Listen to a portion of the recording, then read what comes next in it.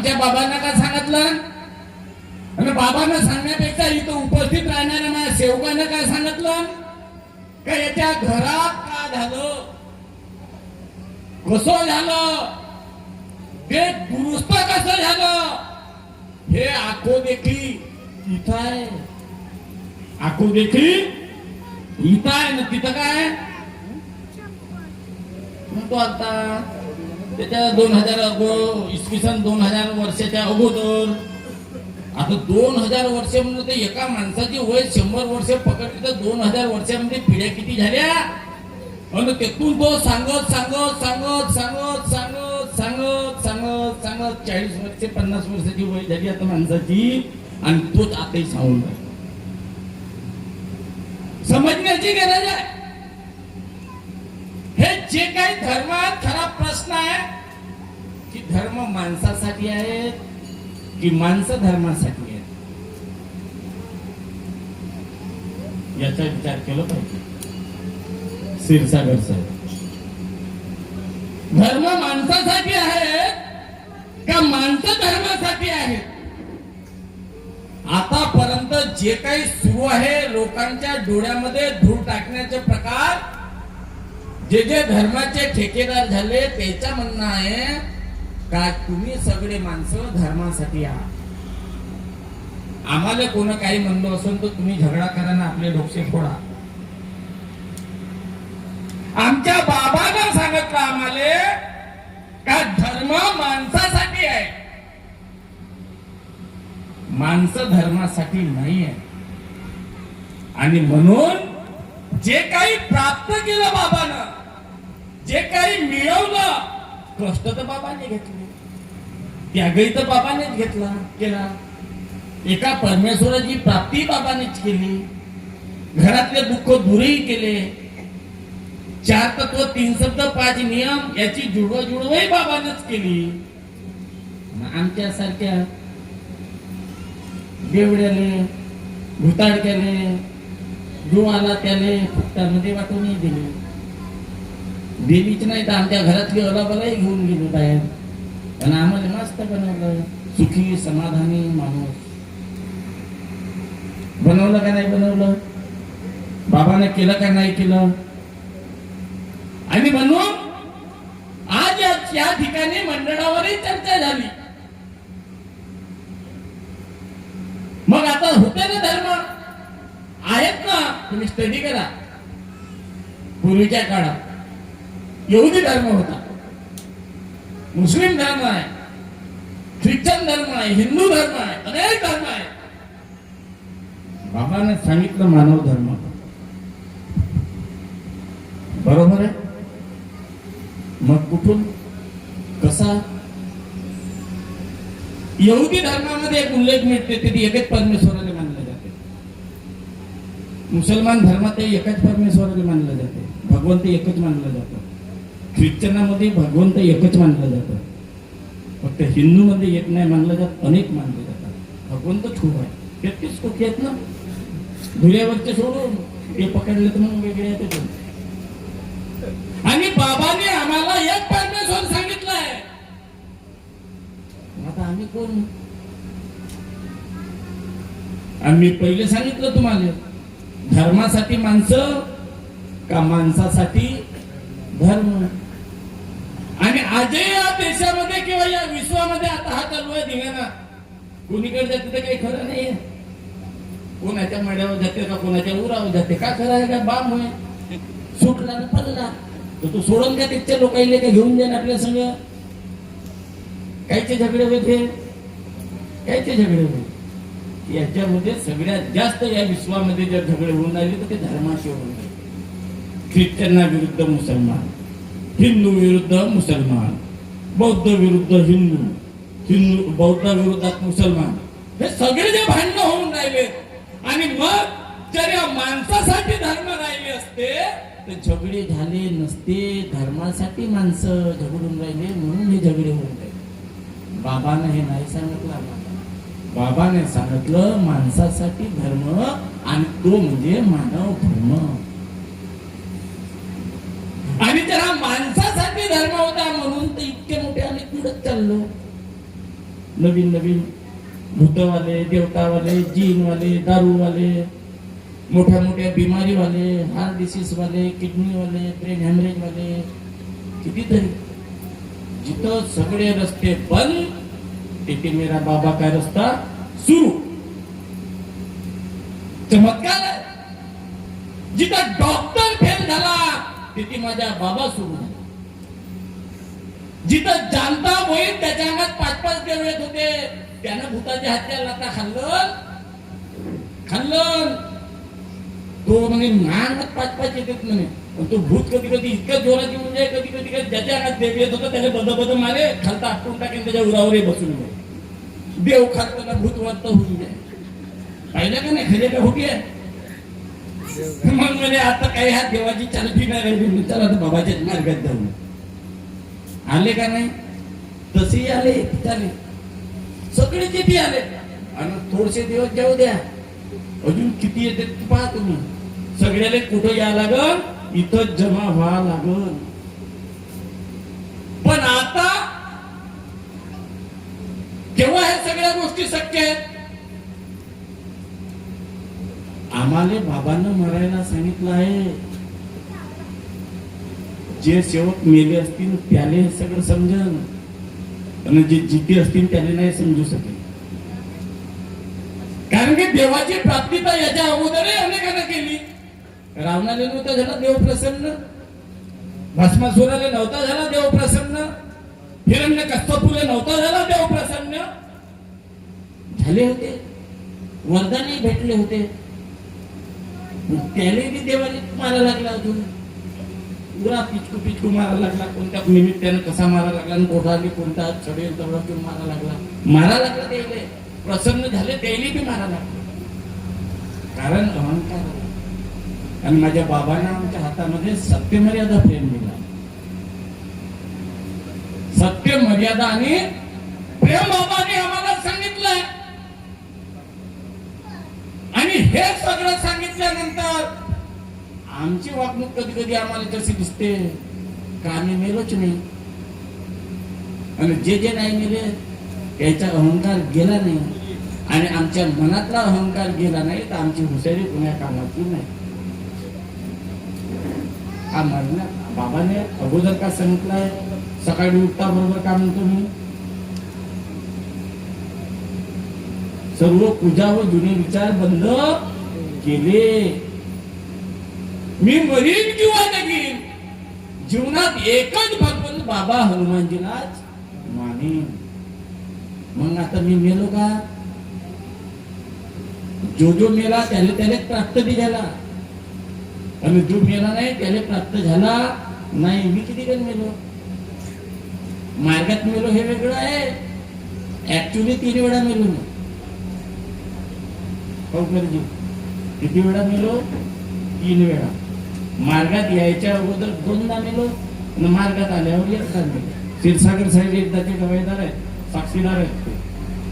हो, मेलो का नाही मेलो? 9 फरवरी तारीखही सांगून जाईल माझी मरण्याची. मेलो होतो. एकाच कार्यक्रमात होतो, असे परसुडीच्या सामूहिक हवन कार्यक्रम संपला. माझ्या गावामध्ये काला असतं गायत्री परिवाराचा. मी म्हणून आलो, मी लवकर जातो. हे म्हणून आले 2 गज खाऊन जा. थांबलो. तिकडून फोनवर फोन, एकावर एक. साहेब लवकर या. बायको सरपंच, मी सभापती. मान नाही ते जायला नाही तर ते नारा घेऊन जातील. 10,000 मत खराब होऊन जातील ना. नाही गेलो तर जाण्या लागेल का? जा लागेल. निघालो आम्ही मागे पुढे बाईकनं. माझ्यासोबत माझे मार्गदर्शक होते मुंबईकरजी. त्या दिवशी 3-4 अटॅक त्याच्या अगोदर झाले होते माझ्यावर. प्री प्लॅन होता तो. आणि मी बोरगाववरून गावाकडे वळलो ना, मला उडवलं. ऍक्सिडेंट झाला. जेव्हा ऍक्सिडेंट झाला आणि पडलो तिथे, ती माझी सासूरवाडी चिचोली गाव. भाऊजी पडले. भाऊजीचा ऍक्सिडेंट झाला म्हणून पोरं आले गावातले धावत. त्यांनी गाड्या आणल्या. माझ्या सासऱ्याला माहित नाही, दुसरेच होते. एका गाडीमध्ये टाकलं. हे 2 बोट पूर्ण तुटले होते, फक्त ही चमडी वाचली होती. हा पाय तुटला होता. तो गोलगोलच फिरत होता पूर्ण. या डोक्यातून खूप रक्त वाहत होतो, इथं छातीला खूप मार लागला होता. जाग्यावर ही 2 बोटं पकडून आतमध्ये टाकली मी. मागची रुमाल काढायला लावली. एक भिवर समाजचा शेवकाचा मुलगा आला. त्याने मला ओळखलं, म्हणे साहेबाचा ऍक्सिडेंट झाला. त्याने बाबा हनुमानजी म्हणत द्या ना, भूक मारत द्या ना. म्हणे साहेब बाबाला आठवण तुम्ही बाबाला स्मरण करा. म्हणजे तो सेवक समोर मेसराम नावाचा पोरगा होता, भिवर समाजचा. त्याने फुका मारणं चालू केलं, गाडीमध्ये टाकलं, भंडाऱ्याला आणलं लक्स हॉस्पिटल मध्ये. डॉक्टरना पाहिलं ना, म्हणते तुम्ही जर ठेवत असाल तर ठेवा, घडीवर नाही ती याला आता घेऊन जा म्हणते घरापर्यंत. गेलाय म्हणते मध्ये. मी बोलत होतो, मी म्हणलं मी मरीन कसा. डॉक्टर म्हणे हा वाचू शकत नाही. मग का तर अरे बँडेज तरी करून दे. तो बँडेज कायला करताय म्हणे डॉक्टर. त्या बँडेजचे तुमचे पैसे वाया जातील म्हणे डॉक्टर. तरी त्याने बँडेज करायला लावला. 10,000 नुसता बँडेज करायचे घेतलं त्यानं 10,000 रुपये. आणि सांगितलं घेऊन जा. एका अँब्युलन्स मध्ये टाकला. त्या अँब्युलन्सच्या ड्रायव्हरही बरा भेटला. ते अँब्युलन्स कशी होती तर माहित नाही, ते धक्कादायक नव्हती. नागपूरला जायला तिनं 2 अडीच तास लावलं. तिथं खासदार पोहोचले, मेट्रिटिना हॉस्पिटल मध्ये आमदार पोहोचले आणि येणार आहे. मग ते म्हणून पुन्हा जिल्हाभर बातमी झाली. अख्ख्या जिल्ह्यातच बातमी झाली का झाला तर 10-15 मिनिटात खबर येऊन जाईल. गेलाय तापेश्वर वैद्य गेलाय. कशी तरी गाडी पोहोचली. जशी अँब्युलन्स तिथं पोहोचली तर डॉक्टर बिलकुल खासदार आमदार लोक असल्यामुळे ते आपल्या सोबतच घेऊन होते डॉक्टर. त्या अँब्युलन्स मध्ये मधूनच माझा उपचार सुरू झाला. एका जणानं रक्त काढलं, एका जणानं पुसणं चालू केलं, एका जणानं पॅन्ट फाडणं चालू केलं, दुसऱ्यानं शर्ट फाडणं चालू केलं. सगळे उपचार तिथून त्या स्ट्रेचरवर चालत उपचार सुरू. आणि आतमध्ये गेलो आम्ही. मला ठेवलं बेडवर आणि बेडवर ठेवलं तर 10-5 मिनिट गेले असतील. कशी रिपोर्ट आली माहिती आहे. रिपोर्ट आली आणि तो डॉक्टर ओरडला, अग्रवाल नावाचा डॉक्टर. म्हणते ह्याच्यासोबत कोण आहे. आशिष जयस्वाल म्हणते मी आहो, लवकर सांगा. तो आमदार होता तेव्हा आशिष जयस्वाल. मी आहो. ते का गोष्ट आहे. याच्या बायको कोण असतील तर बोलवून टाका साहेब म्हणते. 5 नाही तर 10 मिनिटं आहे म्हणते. हा त्याच्यानंतर हा गेलाय समजा. मला मी चिडलो त्यावेळी, कारण मी बोलत होतो. मी डॉक्टरला म्हटलं अग्रवाल डॉक्टर तुमच्या दवाखान्यात औषध असेल तर सांगा आणि नसेल तसे सांगा, पण माझ्या मुलाला आणि बायकोला घाबरवण्याचे प्रयत्न करू नका. मी दुसऱ्या दवाखान्यात जातो, मी मरू शकत नाही. त्याच्यानंतर मी कोमात गेलो. मग मला माहित नाही परिस्थिती काय झाली तर 24 घंटे कोमात राहिलो. 24 घंट्यानंतर पुन्हा वापस आलो. डॉक्टर म्हणते होसात आला ना, मेला होता. होसात 24 तासाच्या नंतर आलो वापस. आल्यानंतर माझ्या पहिला ऑपरेशन या बोटायचा झाला. जे फक्त ही चमडी वाचली होती ते बोट तुमच्या समोर जिवंत आहेत का नाही. 2-3 दिवस गेले ना, मशीन लावली. तो म्हणते या टोंगऱ्याच्या वरतन कमरेच्या खालत पाय कापा लागते. हा मी माझ्या बायकोला सांगितलं सही नको देजो म्हणलं. चुपचाप हे तुला पटवतील, सही घेतील. माझा पाय कापासाठी तू सही देजो नको. पाय कापाचा नाहीये. सगळी तयारी झाली. जयस्वाल आले म्हणजे समजामध्ये अंगात. अरे म्हणे जीव वाचून राहिला, पाय कटू म्हटला म्हणून. नाही कापायचा पाय, माझ्या पायात जीव आहे. 15 दिवसानंतर ऑपरेशन होईल. नाही म्हणे ऑपरेशन करणार ते कापा लागते. नाही म्हणलं, नाही कापलं पाय. तिथून 8 दिवसानंतर माझ्या पायाचे बोट हल्ले. पाय इतका मोठा झाला होता, नाही मोठे मोठे फोडे होते, सडल्यासारखा मांस त्यांचा पूर्ण पायाचा. 8 दिवसाच्या नंतर या पायाचे बोट अंगठा हल्ला आणि बोट हल्ला. मग डॉक्टरने विश्वास झाला. म्हणजे हे कसं चमत्कार आहे, याच्या व्हेन चालू झाल्या का. आणि नंतर या पायाचं ऑपरेशन झालंय. ऑपरेशन झाला तर झाला. ऑपरेशन झाल्यावरही मोठा मुजे तो डॉक्टर म्हणे हा मरतवरी चालणारच नाही. याला कुबडीत राहील म्हणे. मरतवरी कुबडीत राहील म्हणे. मरतपर्यंत म्हणजे नाही चालणार म्हणे तो डॉक्टर. आज मी चालत आलो का कुबडीवर आलो तुमच्या इथे. धावतो, चालताना धावायला लावून धावू शकतो. हे पुन्हा कोण आहे? कसं शक्य आहे? डॉक्टर नापास झाला का नाही? डॉक्टर नापास झाला का? पास झाला डॉक्टर? अरे मोठे मोठे डॉक्टर नापास झाले ना बाबाच्या समोर. मागच कायला पाला होता, पुरे देश हैराण झाले होते. कुठे पडते ना का पडते? तुमसर बोलायला असा वाटते हा धांगला कधी बरा होईल, हा कायला धांगला कधी बरा होईल. आमच्या तुमसर नाही पडल्या पाहिजे. धांगलेवाल्याला वाटते हा तिकडं नागपूरकडे जायला बरा होईल. क्षीरसागर साहेबाच्या गावाकडे, माझ्या गावाकडे नाही पडला तर क्षीरसागर साहेब राहिला हा अमरावतीकडे जायला बरा होईल म्हणजे तिकडं आमचं नागपूर सुटल्या पाहिजे. होतं का नाही? मग पुरण टाकणं चालू होता, पुरण करणं, पोळ्या करणे, मटण खाणारे मटण खात होते. जो पाहुणचार घरी कुठं मटण तर कुठं पुरण तर कुठं काही ना काही किती पाहुणचार खाऊनच टाकले. ज्यानं औषधभर नाही खाल्ले त्या महिन्याभरात खाल्लंच खायला त्यावेळेस घरोघरी. कुठे गेलाच खायला? आपल्या सेवकाचा किती योगदान होतं त्यावेळेस, बाबाचा किती दूरदृष्टिकोन होता त्यावेळेस. हे आम्हाला समजलं पाहिजे. आणि म्हणून मी म्हणतो की पूर्वी जे धर्माची व्याख्या होती, धर्म या धर्मासाठी माणसं होते. आता माणसासाठी बाबांना धर्म काढलं नाही, त्या मानव धर्माचे आम्ही सेवक आहोत.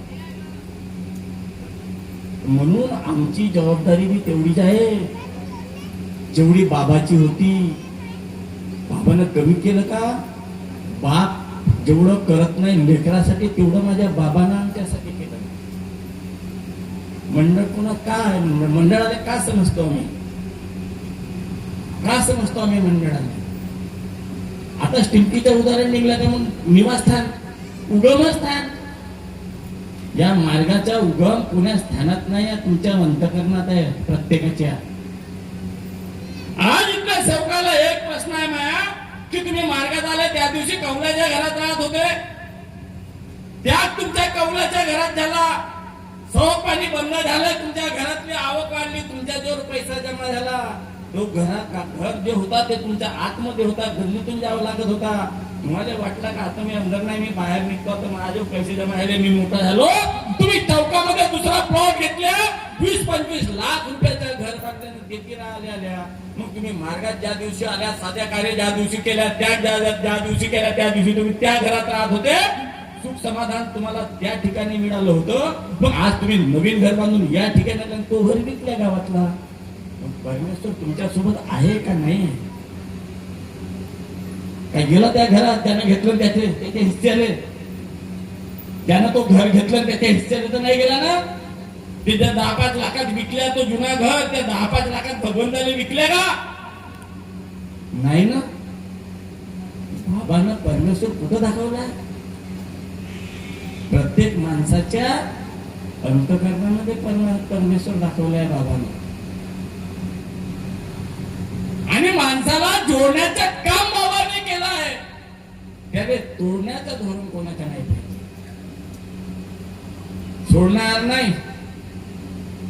तो तापेश्वर वैद्य असन, विठ्ठलरावजी क्षीरसागर असन का अजून कोणी बी असन, नियम सगळ्यासाठी आहेत, कायदा सगळ्यासाठी आहे.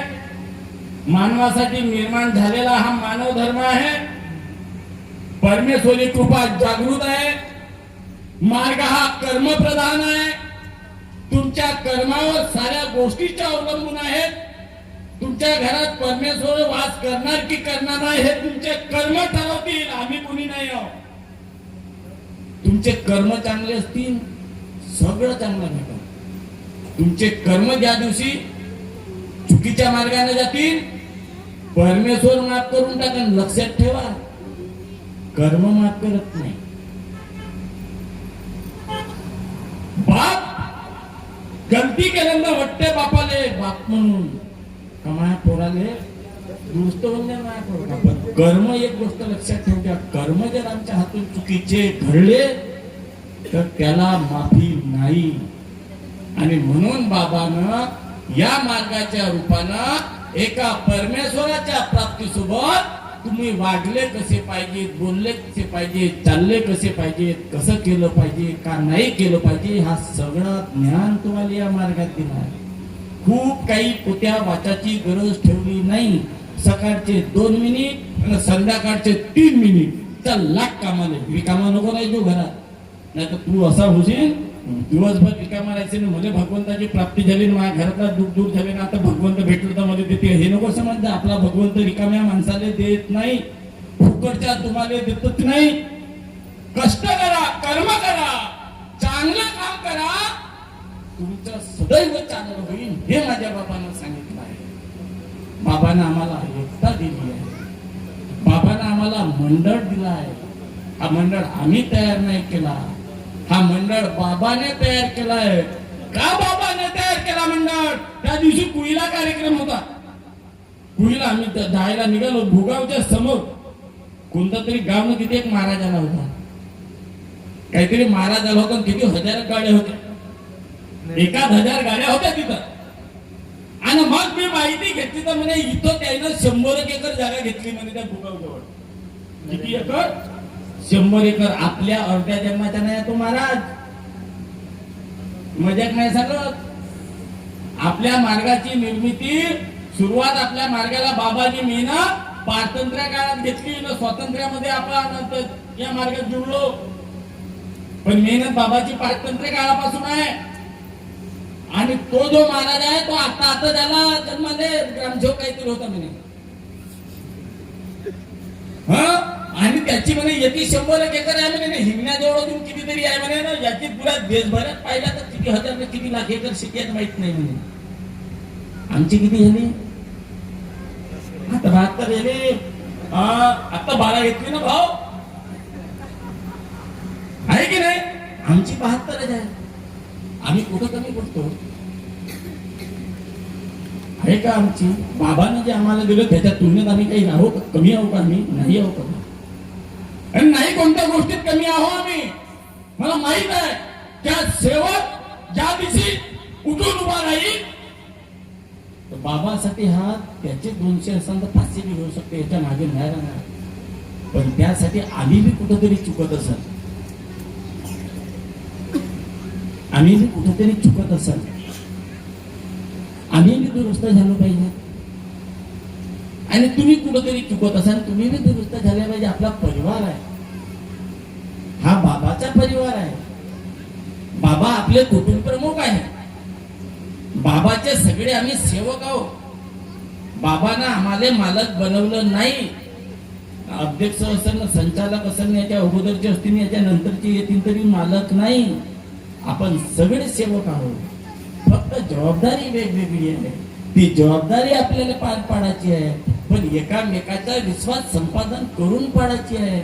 ज्या परिवारामध्ये 4 लेकरे राहते, एकीनं राहते, प्रेमानं राहते, मर्यादेचे पालन होते, तो परिवार वर्षाची शेती घेते.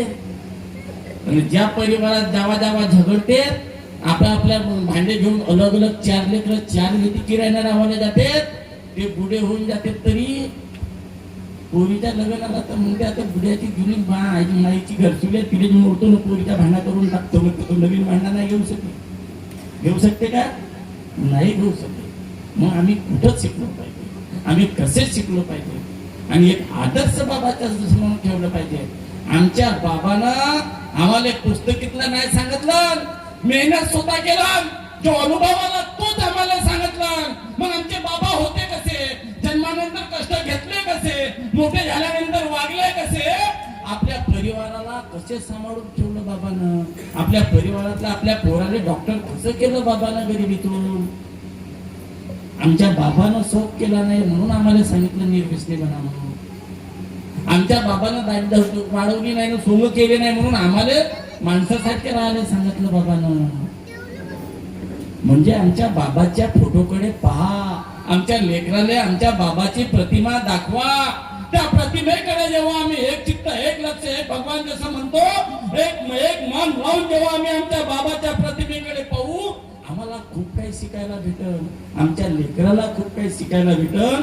बाबाची कथा आमच्या लेकराला सांगा, कसे गरिबीतून बाबा जगले, बाबांना पोराले कसा डॉक्टर केलं. मग सांगा पोराले तू आता चिंताच नको करू.